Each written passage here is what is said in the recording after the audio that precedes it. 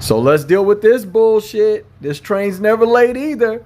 Ad hominem attacks. When you say things that people don't like, then what they do is try to attack your character. They try to character assassinate you or talk about your personal life.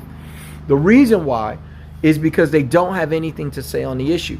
If she had a good smoking valid point that she could say to shut down what I said, she would have led with that, but she didn't.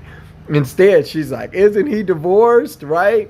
Oh, well, if his relationships don't work, then he can't say anything about single mothers who are raising children that statistically are filling up all the worst ranks of society, right?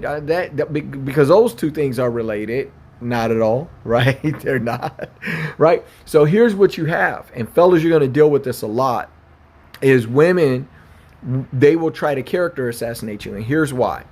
Because when they can't control what you say, right, then they try to control how people see you. They don't want the people that you're saying stuff to listen to you. If they can't stop you from saying it, then they're going to go to the people you're saying it to and try to assassinate your character or make you look bad or try to point out some type of hole or argument or deficiency in you.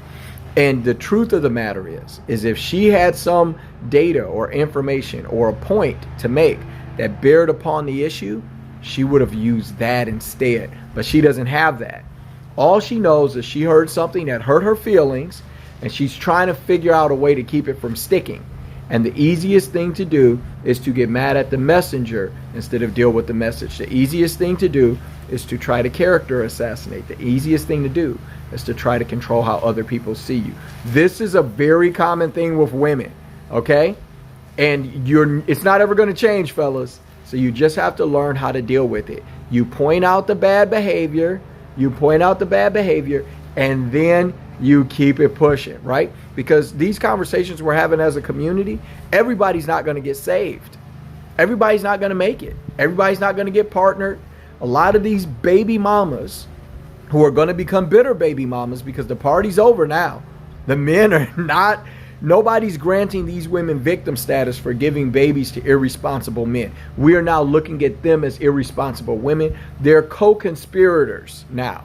They're no longer, saviors and queens and goddesses. If you reproduced with an irresponsible man who either had children by another woman that they weren't taking care of, or you got pregnant, married before you carried, you got pregnant by a guy who didn't want you as a wife and wasn't asking for children, right? If you chose to do that, then you're no longer the victim in this story.